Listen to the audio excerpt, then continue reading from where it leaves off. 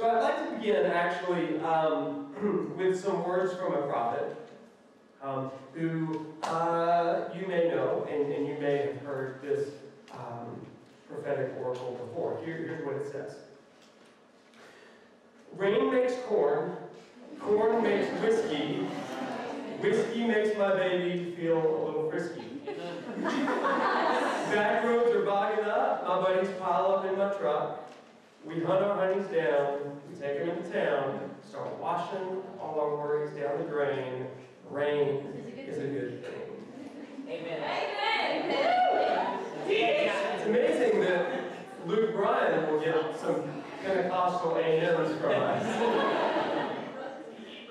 So as I approach tonight, my grand thesis, hopefully that we're going to come in for a landing at the end of tonight, is that we will see how true those words are, at least the beginning and the end of it. I hope that you will see that rain is a good thing. Because I want you to understand that tonight I have been planning for a while, but it seems as though the entire cosmos have kind of bent toward it because we have been flooding today. And it's almost as though the Lord is saying to all of us, hey, I've got something to tell you about the flood. And some of you have walked an extraordinary distance to be here tonight through the rain. And God sees that, and so do we. And we're excited. You're a little soaked, but that's fine. And we'll find out a little bit later how rain is a good thing. But before we get into the flood, we've got to pick up a little bit before the flood in Genesis chapter 4. So if you have your Bibles or if you have your phone, turn to Genesis chapter 4. We're going to start in verse 1. We are starting this new thing here at Wesley this semester, in case you haven't been able to tell, where I am going to be really digging into Scripture. Now, we've always been a very Scripture-focused, biblically based place. Okay, I've always preached from the Bible, but we're doing a little bit more intense study of the Scriptures this semester. Because my hope is that you will not only know the Scriptures, but you will know them to the point that you love them. And sometimes when we approach Scripture, we're like, oh my gosh, there's a lot of things in there that I don't really know about, or I'm not really sure how I feel about. Well, I hope that you will learn them and learn the meaning and the context behind those things so that you can say, not only do I know the Scriptures, but I love them. And I love them for what they truly are. And so we're going to dig into that. So let's start with Genesis chapter 4. We're going to go 1 through 16, start out with. Adam made love to his wife Eve, which is a great way to start a sermon, right? Adam made love to his wife Eve, and she became pregnant and gave birth to Cain. She said, with the help of the Lord I have brought forth a man. And later she gave birth to his brother Abel. This is interesting because Adam and Eve here, Adam, which literally means the man, let that sink in for a second. Adam means the man. Eve means, probably means living. That's the closest sort of translation understanding that we have. So you have these two words that don't necessarily mean names, but it means the man and living. So there is room here, as we talked about last week, for if you want to believe that these are actual people, great. If you want to believe that they are more symbolic, there's room for that as well. My bet is that we've got people in this room that are on both ends of those spectrums, saying, okay, there's a metaphorical understanding and there's a literal understanding, and you may be somewhere in the middle. You may be like, that wasn't even a question of mine. Just know that there's some freedom to encounter the Scriptures here. The cool thing about this, though, is that remember what God told the humans last week? He said, the first thing, I'm making you in my image, and I want you to be fruitful and multiply. You will be co-creators with me. And so here, it's amazing, they realize we get to be co-creators. And so those first three verses, or first two verses, really are not throwaway verses. These are verses that say we're living into this co-creation. Now, procreation is such a normal and natural affair to us that we're like, okay, cool, like, whatever. It's so normal, like, okay, there's plenty of, like, you know, what is it, 16 pregnant, or whatever. Lots of groups understand this. But I want you to understand in the very beginning, this was a miracle. And I actually think that the supernatural things that God can do through humanity, oftentimes when we're desensitized to it, seem very natural. The extraordinary things become ordinary when they're repetitive. Sometimes when you're able to kind of lift up that desensitization barrier or veil over your eyes, you're able to see just how magnificent God's plan is. And so a lot of times people come to me and they say, well, wait, there's this tension between the Bible and science. And I'm like, are you kidding me? There's such beauty together in this. Science, however, is just so common to us that we've taken away the extraordinary nature of it.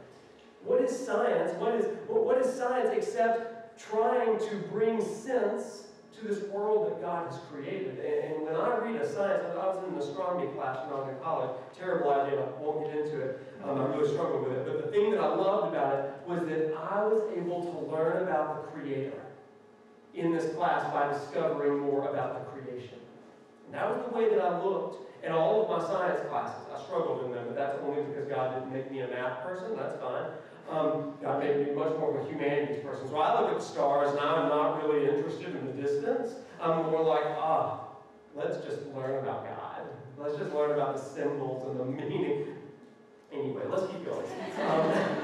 So later she gave birth to his brother Abel. Now Abel kept flocks, and Cain worked the soil. And in the course of time, Cain brought some of the fruits of the soil as an offering to the Lord, and Abel also brought an offering, fat portions from some of the firstborn of the flock. The Lord looked with favor on Abel and his offering, but on Cain and his offering he did not look on with favor. He did not look with favor. So Cain was angry, and his face was downcast. Now, you might say, well, seems like God's showing a little bit of favoritism here.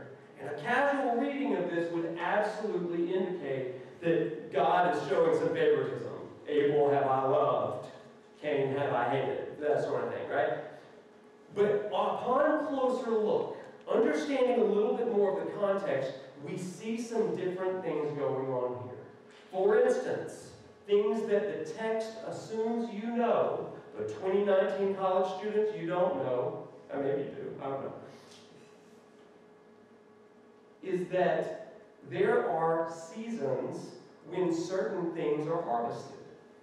And the season of harvest for the soil comes just before the season of harvest for the livestock and the flock. So it says, if we go straight to the word here, it says, in the course of time, Cain brought some of the fruits of the soil as an offering to the Lord, and Abel also brought an offering. What's happening here is Cain brings his offering to the Lord. And immediately Abel brings his offering. Now, both are in season. And these two seasons butt up against each other. So we know that if Cain brings his offering just before Abel does, Cain has waited until when? The end of the harvest season to bring his offering. Abel, meanwhile, immediately brings at the start of the harvest. Does this make sense to you? We call it like this. Give God your best.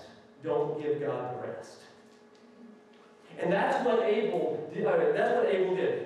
Abel brought the first fruit, the very best of what he had gotten. He got his paycheck and immediately gave a tithe, rather than waiting on the end of the month and said, okay, here's how much I got left over. Let me give that to God.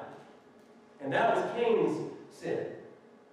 So God looks at these two offerings and says, oh, okay, one of you is fulfilling an obligation and one of you is giving the very best. So when it comes to giving to God, when you're offering things to God, then make sure that you're giving God what's first, not the leftovers. Okay, let's keep going. As a result of this, it says in verse 5, so Cain was very angry and his face was downcast. And you know what? That's important to know. Because when you're not giving God your best, and when there's not a right relationship with you and God, you know this to be the case, there is a bitterness, a resentment, an anger, a moodiness that comes over you. His face is downcast. Our faces get downcast as well when we lose that connection with God, right? And so, here's what God says to Cain. I love this. The Lord says to Cain, why are you angry? I mean, you know what you're doing, right? Why are you angry? Why is your face downcast? If you do what is right, what's right? Give God the best, not the rest. If you do what is right, will you not be accepted? But if you don't do what is right, listen to this, it's so key. Sin is crouching at your door. It desires to have you, but you must master it. You must master it. Okay, so here's the thing. We know in a moment some stuff's going to go down. Okay, we know. Now, if you don't know that, then, don't read ahead. We're going to let you have surprise. No spoilers here. But this is a moment of decision before Cain ever commits this great sin. This is a moment of choice. There's a fork in the road, and God is calling to him saying, don't do this, don't do this. Sin is crouching at your door. You must master it. You must master it. Immediately after this, now Cain said to his brother Abel, let's go out to the field.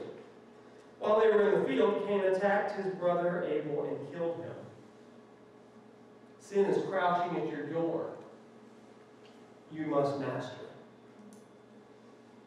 Here's the thing. Most of us, when we come to a time of temptation, we think that's the test. We think, oh my gosh, I really want to kill my brother. I want to end him. I want to kill him. His offering is better than mine. God loves him more than me. I'm just going to kill him.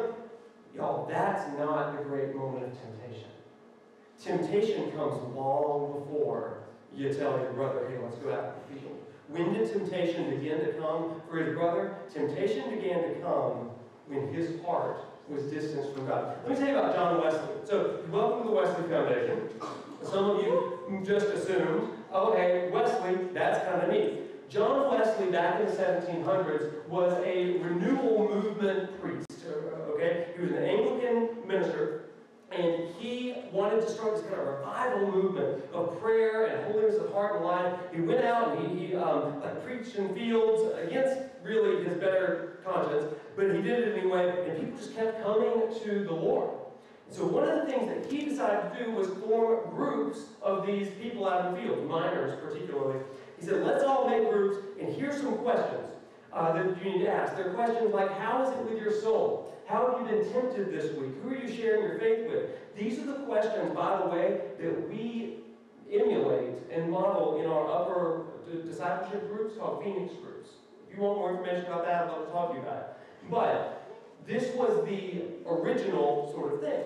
John Wesley did this. Now, in these groups, this is second level stuff. We don't always do this in our Phoenix groups, but sometimes we do. He said, I want you all to get some notebooks. And in these notebooks, I want you to create a code. And in this code, here's what you need to do. On one side, I want you to create a column of hours of the day. Okay? Column of hours, every hour of the day. And next to every hour, at the top of every hour, I want you to write in code something that reminds you of all the ways you experienced God, and then all the ways that you have been tempted.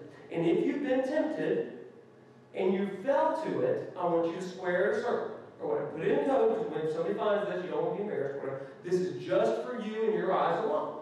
And so, he particularly did this for years. And and all of his kind of like people in his group would try to do this as well, just they weren't as perfectionistic. They would go hour by hour, and at the end of the day, they were able to see, okay, I was tempted, and around noon I fell to that temptation. Tempted, fell again on Tuesday. Tempted, fell again. Less glory of God happening as the week goes on. Now, this is what's important. John Wesley knew what God is saying to Cain. That your sin that you can't shake does not master you in the moment of that temptation.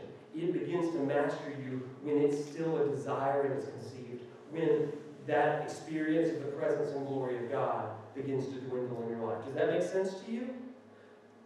When you are, we ought to try to squash out sin and temptation in our lives when it's still a little baby, rather than when it's this giant beast that we can't put it down. Okay, we can talk more about that, but God says to Cain, you must rule over it. You must master it. It desires to have you. Cain does not, goes out and kills his brother. So the Lord said to Cain, where is your brother Abel? Don't you love God? God knows. But God asks us the question. God knows, y'all.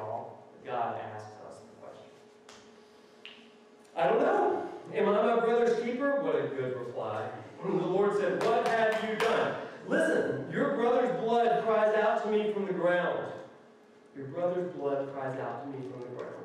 This is not the way it was supposed to be, Cain.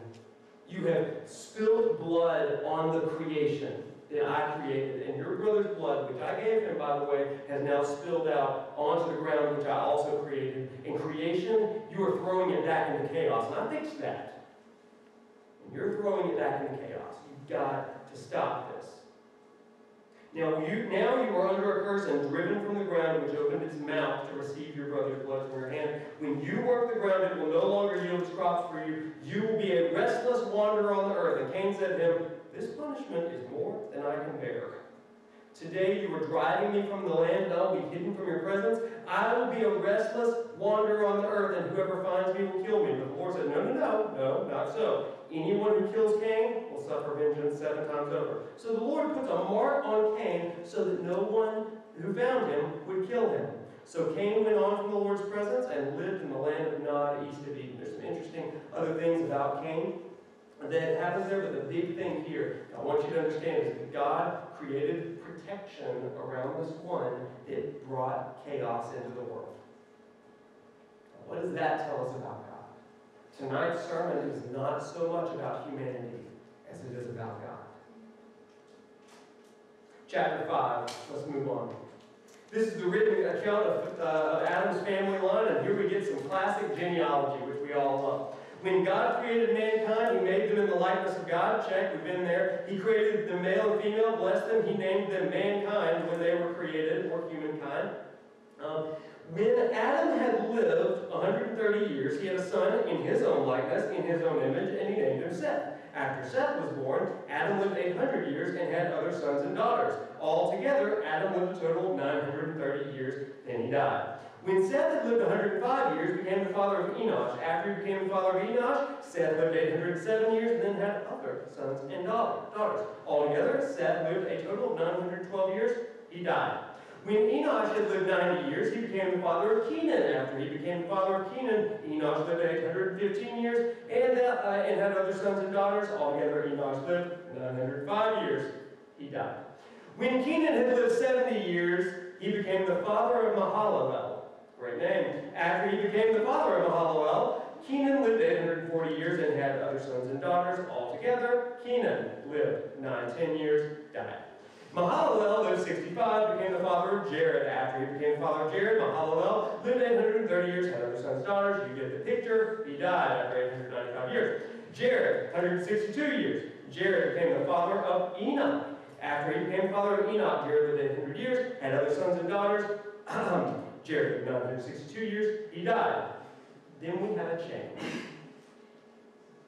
When Enoch lived 65 years, he became the father of Methuselah. After he became the father of Methuselah, Enoch walked faithfully with God for 300 years and had other sons and daughters. Altogether, Enoch lived a total of 365 years. Enoch walked faithfully with God, and then he was no more because God took him away.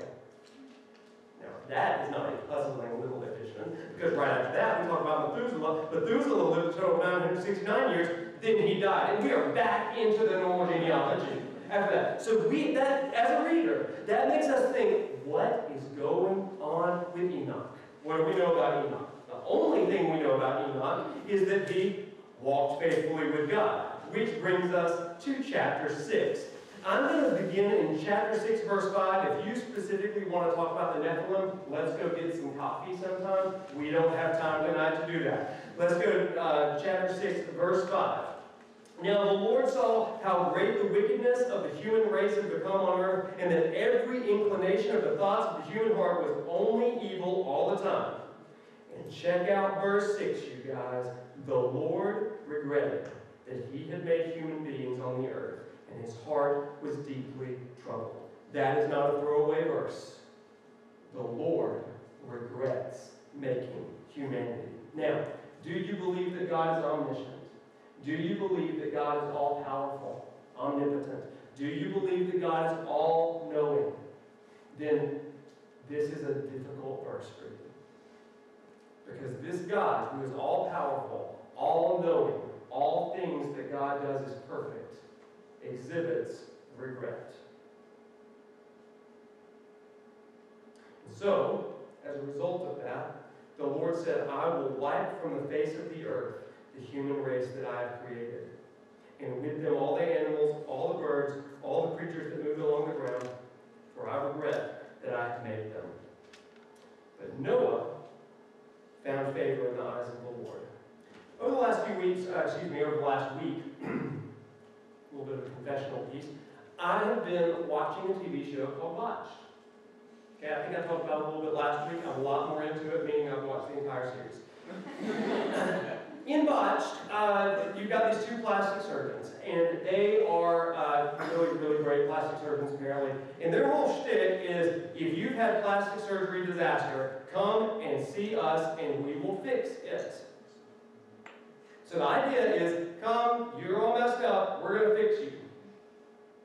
So many of these people, it's such an interesting thing, so many of these people sit in the office and they say, I just want to get back to normal.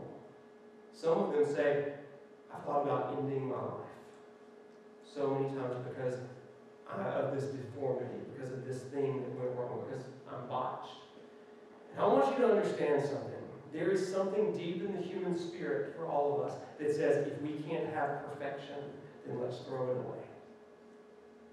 And it seems that God is experiencing this in creation. Noah, however, finds favor in the eyes of the Lord.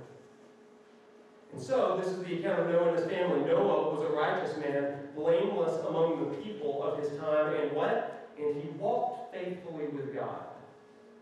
Like who? Like Enoch. So if you had a question several verses prior about, well, what does it mean to walk faithfully with God? Then the author of Genesis, chapters 1 through 11, is about to explain that to you. If you had a question about Enoch, we know that he walked faithfully with God. This is an example of what it means to walk faithfully with God, especially a God that regrets that he made humanity. Here's what it says. Now the earth was corrupt, now Noah had 3 sons, Shem, Ham, and Japheth. Now the earth was corrupt in God's sight, was full of violence. God saw how corrupt the earth had become, and all the people on earth had corrupted their ways. So God said to Noah, I'm going to put an end to all people, for the earth is filled with violence because of them. I'm surely going to destroy both them and the earth. So make yourself an ark of cypress wood. Make rooms in it, and coat it with pitch inside and out. This is how you were to build it. And then God gives him very specific instructions. It's to be multi-level. It's supposed to have many rooms. It's supposed to be just a little bit longer than a football field. And it's supposed to be probably about 14 meters high. Okay, so it's very long and somewhat, multi-story. Right? So God says, build this. And then, in verse 18, it says, I will establish my covenant with you, and you will enter the ark, you and your sons and your wife and your sons' wives with you. You're to bring the ark into the ark 2 of all living creatures, male, female, to keep them alive with you, 2 of every kind of bird, every kind of animal, every kind of creature that moves along the ground, and all that will be kept alive. You're to take every kind of food that's to be eaten and stored away as food for you and for them. So Noah did everything just as God commanded him, which is a statement, how you walk with God will do what God commands. Boom. Chapter 7. Finally, after Noah does this, God says to him, go into the ark, you and your whole family, because I have found you righteous in this generation. So do you see what God is doing here? God is doing a do-over. Noah is going to be the new Adam. And Noah's wife presumably going to be the new Eve. And they're going to create a whole new human race. This time, we're not going to have sin. Okay? We're going to do it over, and we're going to do it right this time. You know that's not going to end well. But let's keep going. They hop on the boat, the ark, and Noah and everybody are sitting on the boat. You've got to just kind of think to yourself, what are the rest of the world thinking about this? They're building a boat. You've seen the Steve Carell movie about him taking the place of Noah in this one adventure or whatever. You know that people are making fun of them, making fun of kids at school, all this kind of stuff. You've got to think, part of walking with God is doing that which is countercultural. And Noah's certainly doing that as well. And so, I'm going to skip down to verse 12. Rain fell on the earth 40 days and 40 nights, like Alabama, And on that very day, Noah and his sons, Shem, Ham, and Japheth, together with their wives and the wives of his 3 sons, entered the ark. They had with them every wild kind of animal, according to its kind, livestock, according to their kinds, everything, wings, pairs of creatures that have breath in them, came to Noah and entered the ark. The animals going in, the male and female of every living thing, as God commanded Noah. Then the Lord shut him in. So I guess God shuts the door. It's like, bye. For 40 days the flood kept coming on the earth, and the waters increased. And they lifted the ark high above the earth. The waters rose and increased greatly on the earth. The ark floated on the surface of the water. They rose greatly on the earth. All the high mountains under the entire heavens were covered. The waters rose, covered the mountains to a depth of more than 15 cubits, which is about 23 feet or 6.8 meters. They rose greatly on the earth. And every living thing moved, verse 21, that moved on the land, perished, birds, livestock, wild animals, all the creatures, all mankind, everything died. Everything on dry land that had the breath of life in its nostrils died. Every living thing on the face of the earth was wiped out. People, animals, creatures that move along the ground, and birds were wiped out from the earth. Only Noah was left and those with him on the ark. The waters flooded the earth for 150 days. But God remembered Noah and all the wild animals and the livestock that were with him in the ark.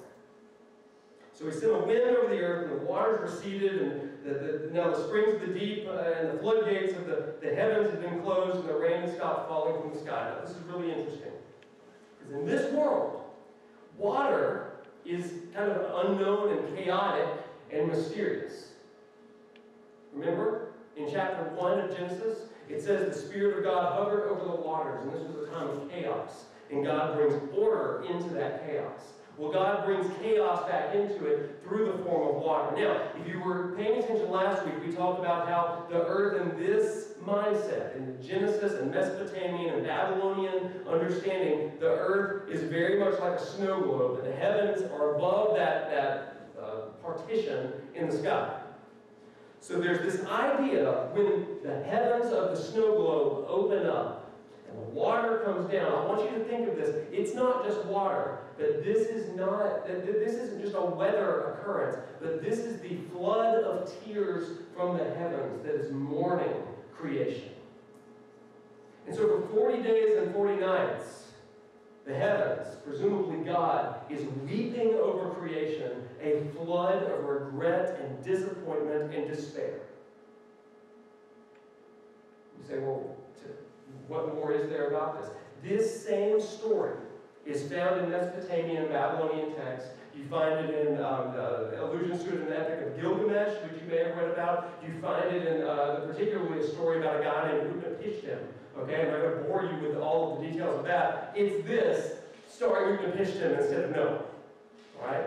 And some other wonderful characters. They send out birds and all this kind of stuff, and you're like, but oh man, they copied our Bible. Well, quite the contrary. We copied theirs a little bit.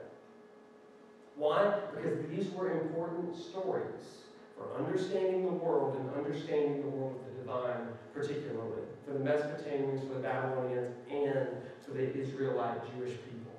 Now that may mess up your worldview a little bit.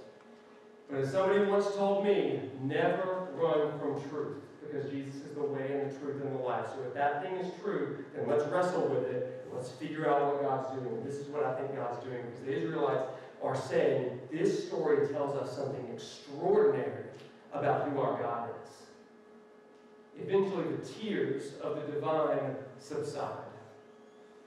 And eventually, you may know this story. If not, you can read the rest of it in chapter 8.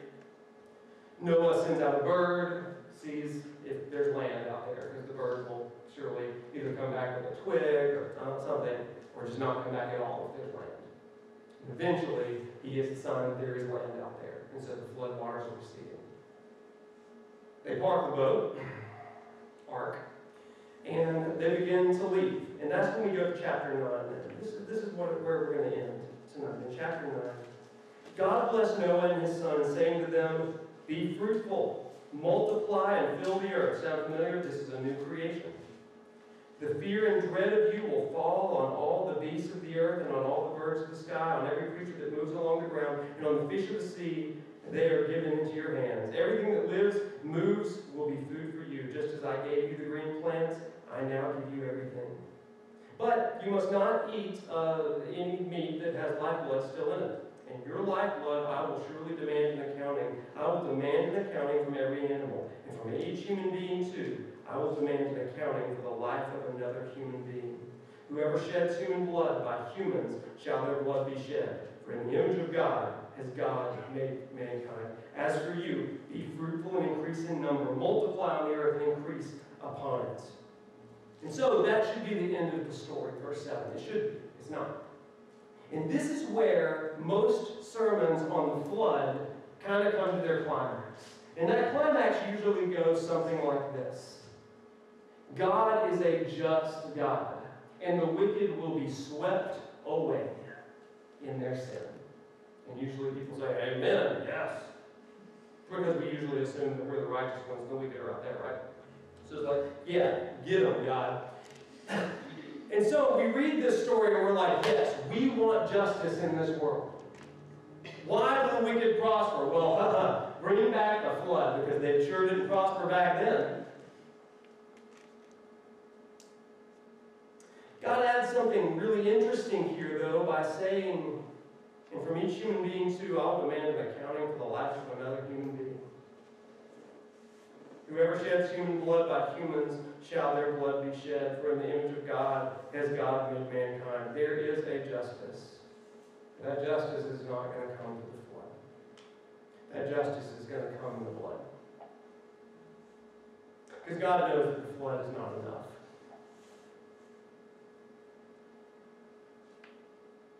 God said to Noah, verse 8, and to his sons with them, I now establish my covenant with you, and with your descendants after you, and with every living creature that was with you, the birds, the livestock, the wild animals, all those that came out of the ark with you, every living creature on earth. I establish my covenant with you. This is the covenant. Never again will all life be destroyed by the waters of the flood. Never again will there be a flood to destroy the earth. It's almost as though God, in performing the do-over, was weeping over the extraordinary loss of humankind. Yeah, it was just. But I want you to understand, if justice is dealt by God, justice is dealt with tears. God mourns the loss of even the wicked. On earth, we celebrate the loss of the wicked, but God mourns the loss of every person, because we're all guilty.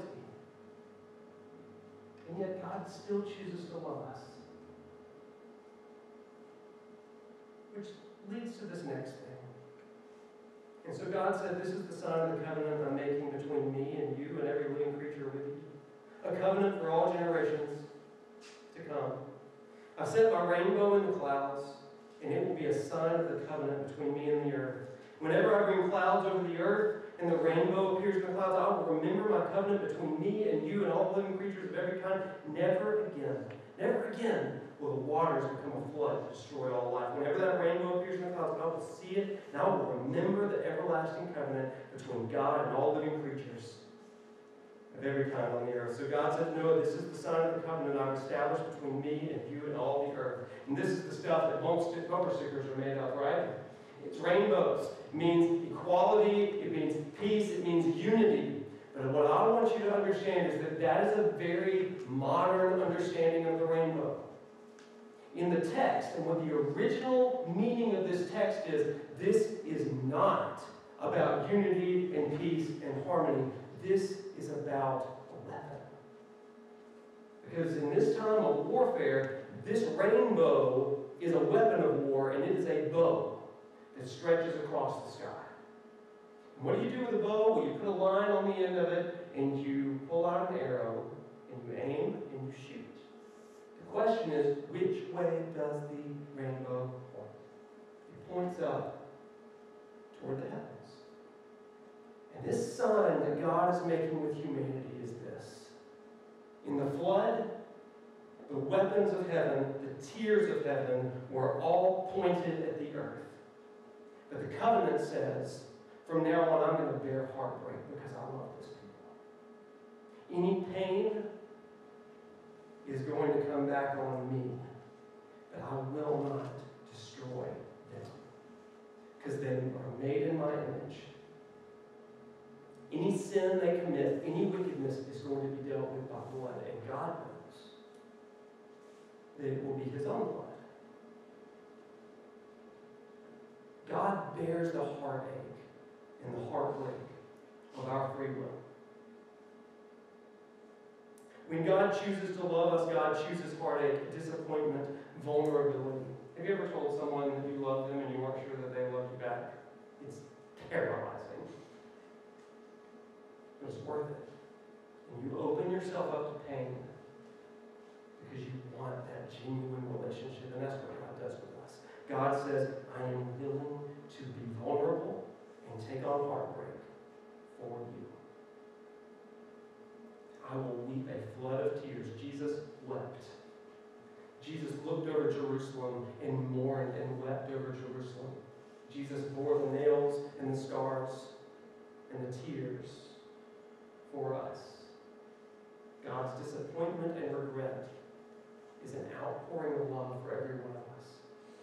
So tonight, as we end, this is what I want you to think. What does this symbol mean for you?